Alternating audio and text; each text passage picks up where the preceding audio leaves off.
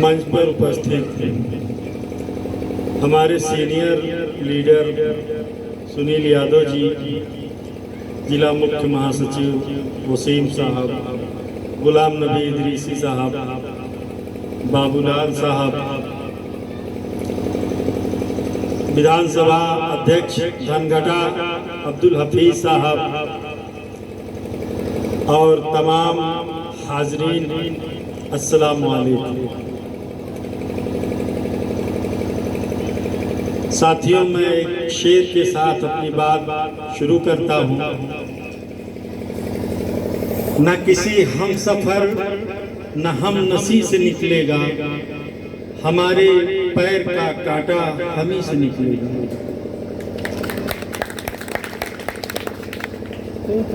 मुल्क आजाद होकर के लगभग 74-75 साल गुजर चुके हैं और इस 74-75 सालों का जो लंबा एक वक्फा गुजरा है,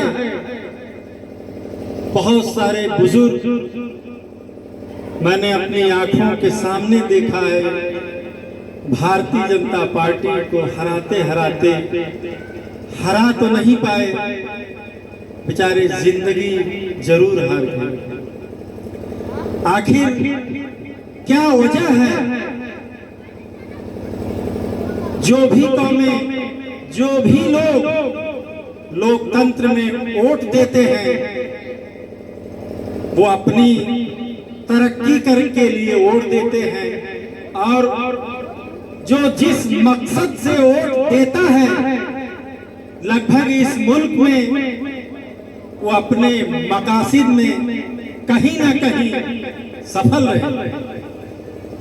लेकिन क्या वजह रही कि हम पिछले 75 सालों से वोट देते रहे, लेकिन हम अपने मकसद में पिछड़ते चले गए और जिन लोगों ने और कौमों ने वोट दिया वो अपने मकसद में कामयाब रहे।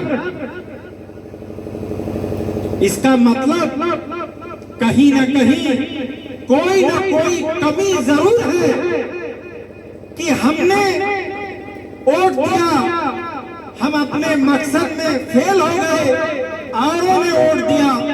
आपके गांव में बहुत सारी जात, बिरादरी, धर्म और मजहब के लोग रहते होंगे। आज के 25 साल 30 साल पहले आप उनकी हैसियत देखिए और अपनी हैसियत देखिए, तो आप ये देखेंगे कि तब आपकी हैसियत ज्यादा थी और आज आपकी हैसियत उनके मध्य मुकाबिल कम है। क्यों? तो साथियों, हमारी हैसियत या हमारी तबाही का जिम्मेदार कोई और नहीं है। हमारी तबाही का जिम्मेदार हम खुद हैं।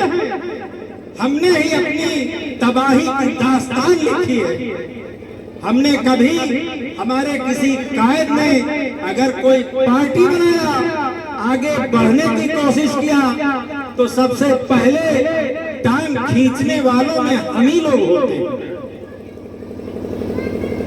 डॉक्टर मसूद साहब ने नेशनल लोकतांत्रिक पार्टी बना करके जब इस कौम को बेदार करने की कोशिश किया, तो यही लोग कहते थे कि डॉक्टर मसूद भारतीय जनता पार्टी का एजेंट है। और सन 1994 से लेकर 2009 तक एक लंबे वक्फे तक वो आदमी आपको जगाते जगाते खुद सो गया। इसलिए जब आप किसी का साथ नहीं देंगे तो आदमी बहुत ज्यादा दिनों तक आपकी आवाज नहीं लगा सकता है। इसलिए लोकतंत्र में वोट ही ऐसा हथियार है कि जिनके पास रहेगा वही मजबूत होगा। अभी समाजवादी पार्टी की वसीम साहब बात कर रहे थे। बहुजन समाज पार्टी को आपने देखा, बहुजन समाज पार्टी ने 4-4 बार सरकार बनाई। समाजवादी पार्टी ने उत्तर प्रदेश में 4-4 बार सरकार बनाई। हमने बहुजन समाज पार्टी को वोट दिया, हमने समाजवादी पार्टी को वोट दिया, लेकिन उनके लोगों ने तरक्की किया। क्या वजह रही कि हमारे लोगों ने तरक्की नहीं किया? हम सिर्फ और सिर्फ भारतीय जनता पार्टी को आज तक हराने के लिए वोट दिए हैं। हमने कभी अपने मसाइल पे, अपने मुद्दों पे कभी वोट नहीं दिया। सन 1952 से और 2019 तक हमने जितनी बार भी वोट किया, जब भारतीय जनता पार्टी नहीं थी, हमारे यहाँ बुजुर्ग बैठे हैं, जब जनसंघ हुआ करती थी तो लोग कहते थे कि कांग्रेस को वोट दीजिए वरना जनसंघ जीत जाएगी। उसके बाद जनसंघ खत्म हुई और भारतीय जनता पार्टी वजूद में आई। वही जनसंघ जो भाई आरएसएस के रहनुमाई में चलती थी, उसने अपना नाम कन्वर्ट करके, नाम बदल करके भारतीय जनता पार्टी रखा और उसके बाद हम लगे रहे कि हम भारतीय जनता पार्टी को हराएंगे। साथियों, हम भारतीय जनता पार्टी को तो नहीं हरा पाए। जो भारतीय जनता पार्टी 1984 तक 2 सीटों पर जीतती थी, वही भारतीय जनता पार्टी 89 से लेकर के आज तक दहाई के आंकड़े में रहती है और अब तो सैकड़ों में आ गई। उसकी पूर्ण बहुमत की सरकार है। इसका मतलब यह है कि साथियों, हमने जो भारतीय जनता पार्टी को हराने के लिए सिर्फ वोट दिया, हमने रास्ता गलत चुना। हमने कभी अपने कायद को नहीं पहचाना, हमने कभी अपनों में से अपना लीडर नहीं बनाया। हम सिर्फ और सिर्फ भारतीय जनता पार्टी को हराने के नाम पर कभी कांग्रेस को, कभी जनता दल को, कभी समाजवादी पार्टी को और कभी बहुजन समाज पार्टी को वोट देते रहे। जब हमने कभी कोई डिमांड नहीं किया उनसे, कभी कोई मांग नहीं किया, उनको सिर्फ और सिर्फ हर समाजवादी पार्टी, बहुजन समाज पार्टी जो नाम निहार सेकुलर पार्टी अपने आप को कहती है, वो उनको ये पता है कि आप भारतीय जनता पार्टी को हराने के लिए आप वोट देंगे, बाकी आपका कोई मसला नहीं है। साथियों, अभी भी वक्त है। अभी ट्रिपल तलाक का संसद में बिल पेश हुआ। जिन पार्टियों को हमने अपनी हिफाजत के नाम पर वोट दिया, किसी एक पार्टी ने संसद में उस बिल का विरोध नहीं किया, सिर्फ हमारे लीडर असदुद्दीन ओवैसी साहब को छोड़ करके।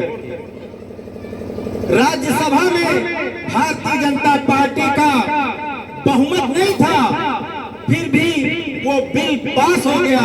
इसका मतलब यह है कि जिन सेकुलर पार्टियों को हमने वोट दिया, उन्हीं पार्टियों ने जानबूझकर वो बिल पास करवाया।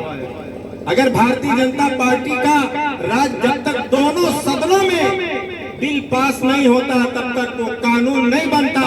जब राज्यसभा में भारतीय जनता पार्टी का बहुमत नहीं था, तो ट्रिपल तलाक कैसे पेश हो गया, बिल कैसे पास हो गया? साथियों, समाजवादी पार्टी के दौरे इक़्तिदार में, दौरे हुकूमत में मुजफ्फरनगर जैसा भयानक दंगा हुआ, जिसमें 50,000 लोग ठंडी के मौसम में, जब एकदम शिद्दत की ठंडी पड़ती है, उस वक्त मुजफ्फरनगर का दंगा हुआ। 50,000 लोग कैंपों में रह रहे थे। समाजवादी पार्टी के मुखिया माननीय अखिलेश यादव जी मुख्यमंत्री थे और सैकड़ों बच्चों ने, बुजुर्गों ने ठंडी लगने की वजह से कैंपों में दम तोड़ दिया। और उस वक्त जो समाजवादी पार्टी थी, उसके नेता बैठ करके सैफई में तवाफों का मुजरा देख रहे थे। हम किस गफलत में पड़े हैं दोस्तों। अभी एनआरसी का बिल आया, किसी एक सेकुलर अंबेडकर पार्टी ने उस बिल की रोड पर कोई मुखालफत नहीं किया।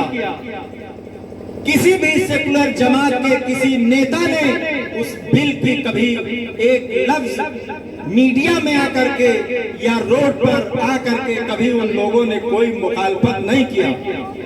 आप कहते हैं कि ऑल इंडिया मजलिस इत्तेहाद मुस्लिमीन के लोग समाजवादी पार्टी, बहुजन समाज पार्टी की बुराई करते हैं।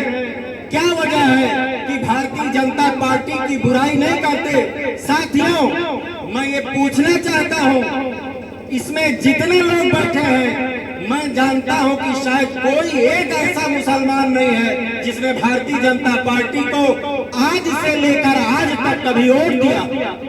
अगर हमने वोट दिया है तो हमने कांग्रेस को वोट दिया है, हमने जनता दल को वोट दिया है, हमने बहुजन समाज पार्टी को वोट दिया है, हमने समाजवादी पार्टी को वोट दिया है।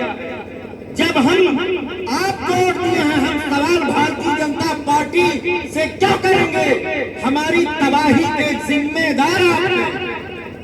हमने भारतीय जनता पार्टी को वोट नहीं दिया, इसलिए हम भारतीय जनता पार्टी से क्या सवाल करें?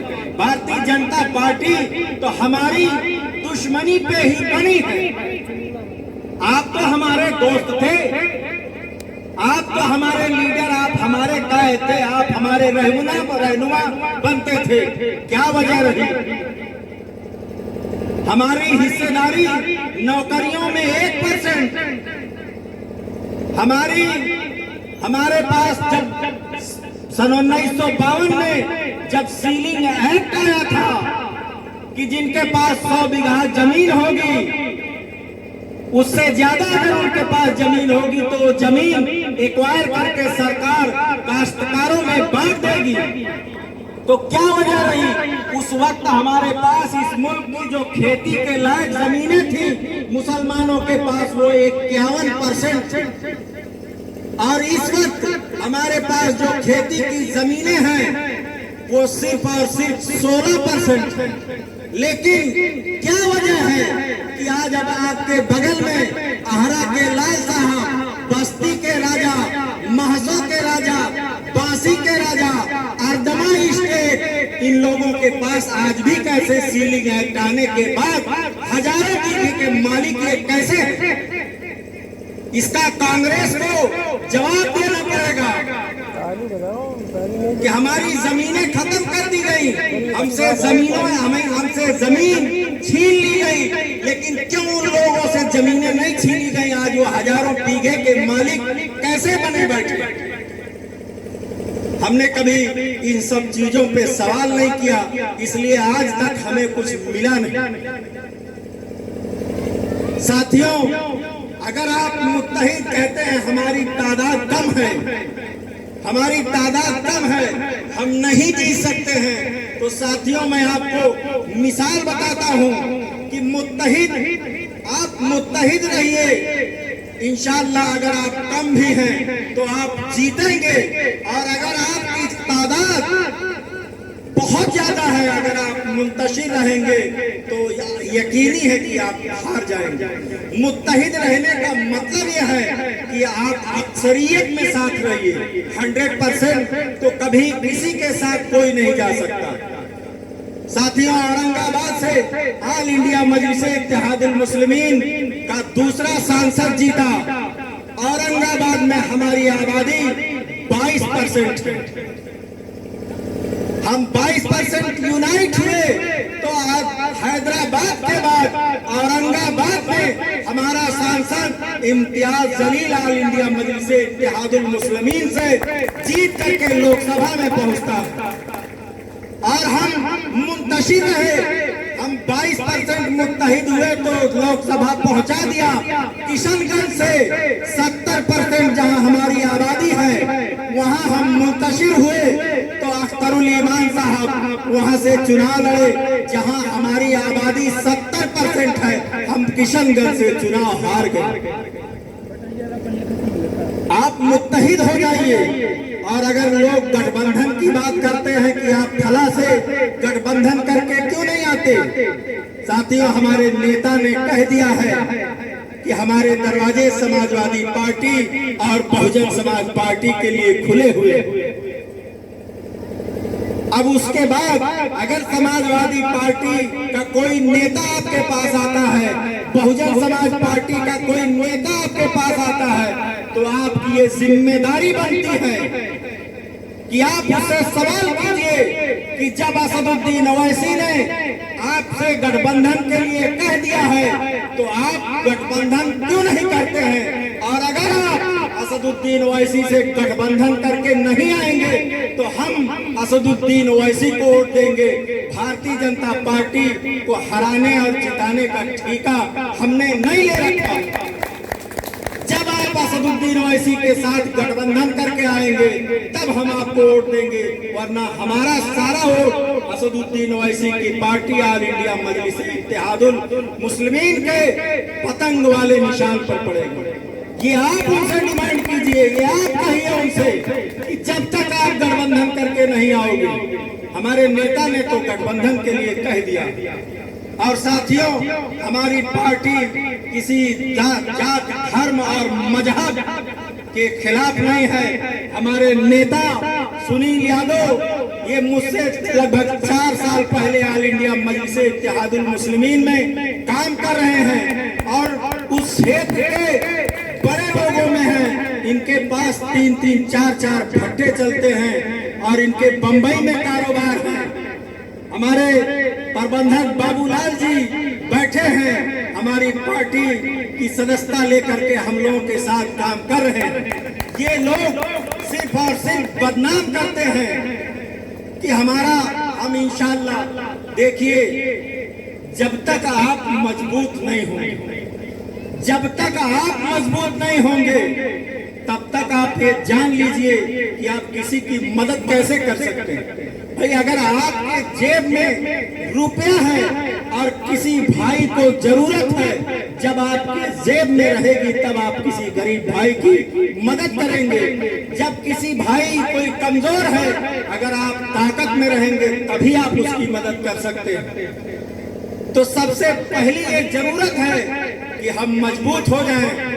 इंशाअल्लाह दलितों में अगर बहुत सारी जातियां हैं, चमार भाइयों को छोड़ करके धोबी है, पासी है, बेलदार है, खटिक है, खनकार है, इन लोगों को इनका हिस्सा आज तक नहीं मिला।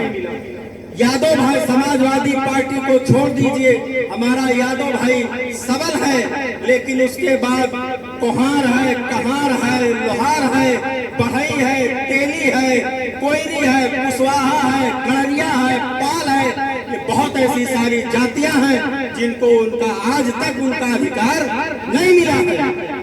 तो साथियों, ऑल इंडिया मजलिस इत्तेहादुल मुस्लिमीन का ये अहद है कि इंशाअल्लाह अगर हम मजबूत होंगे तो जो कौमें, चाहे वो हिंदू हो, मुसलमान हो, सिख हो, दलित हो, ईसाई हो, जो भी कौमें हैं जिनको इस मुल्क में भागीदारी नहीं मिली है, इंशाअल्लाह हम उनको भागीदारी देने का काम करेंगे। शर्त यह है कि सबसे पहले हमको खुद मजबूत होना पड़ेगा किसी की मदद के लिए। और साथियों, बहुत सारे लोग चोला पहन करके चुनाव आ रहा है, बहुत सारे लोग आप लोगों के बीच में आएंगे।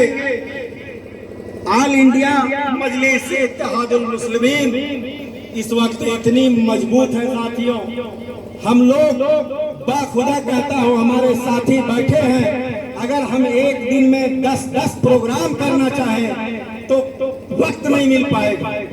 हर तरफ से, कहीं मेहदावल से, खलीलाबाद से, धनघटा से हमेशा लोग फोन करते रहते हैं। चूंकि हमारी भी कुछ मजबूरी है, आप लोगों के बीच में लेट पहुंचे।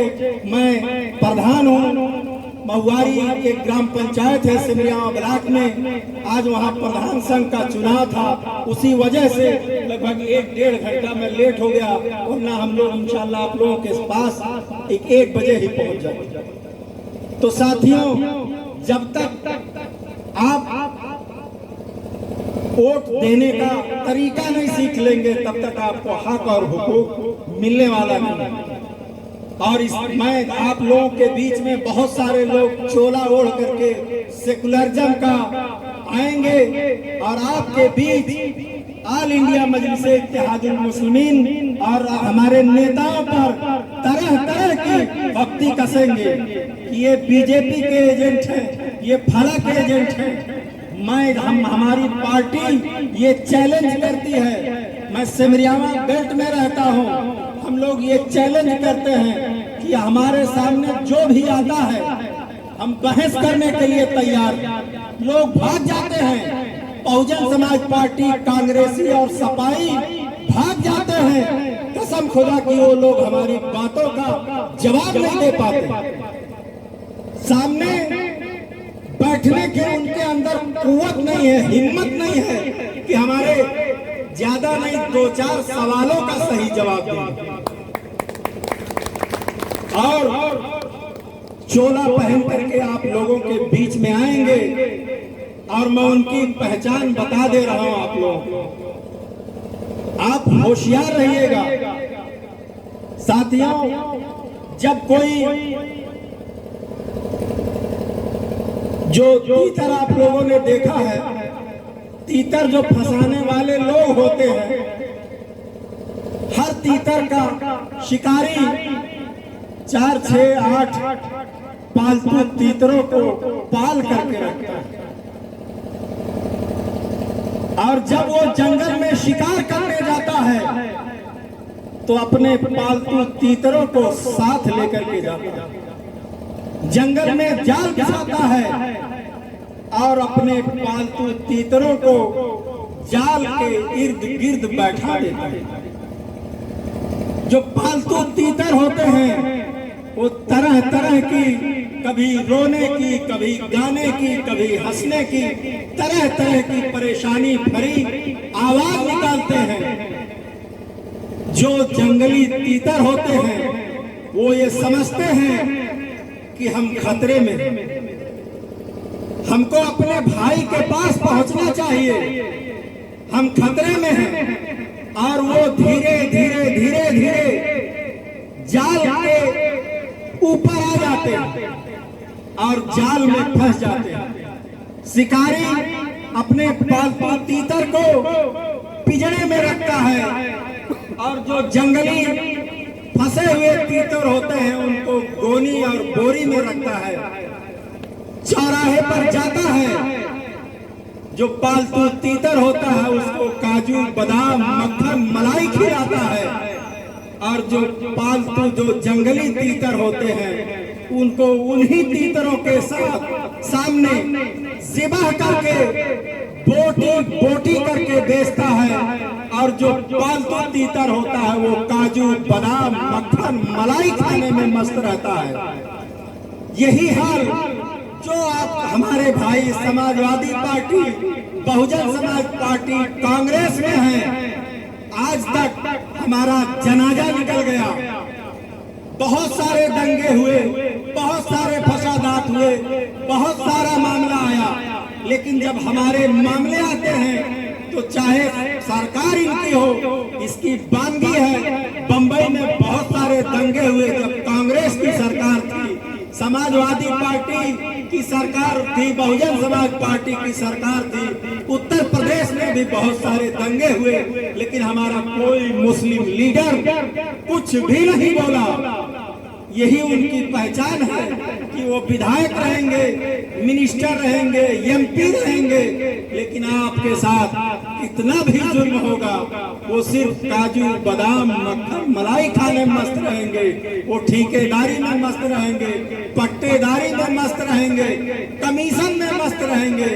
आपके लिए उनके अल्फाज, मुंह उनके सिल उठे।